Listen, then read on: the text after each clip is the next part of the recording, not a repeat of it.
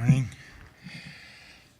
I got roped into this kind of late, so I had to, didn't have a lot of time to, I got roped into this kind of late, better.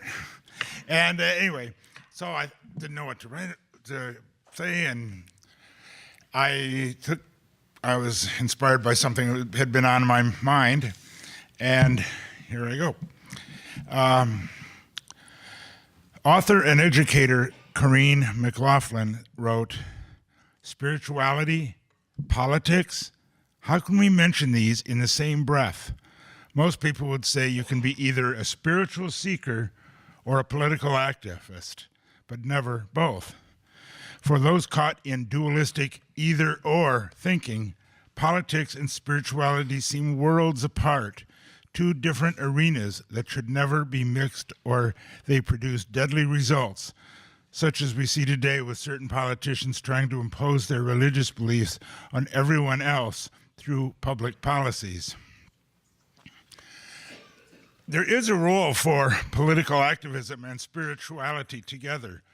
One need only reflect on the inspirational life of Reverend Dr. Martin Luther King Jr. and how much he accomplished in his tragically short life. Gandhi had no trouble bringing his spirituality and politics together.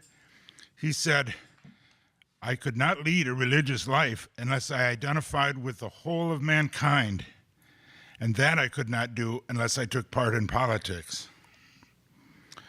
Writer Elizabeth Gilbert wrote, "Those of us who are warm and dry and safe and well-fed must show up for those who are cold and wet and endangered and hungry."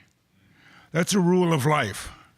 Every ethical and religious and spiritual tradition in the world agrees on that rule. One anonymous writer wrote, "Do not be daunted by the enormity of the world's grief. Do justly now. Love mercy now.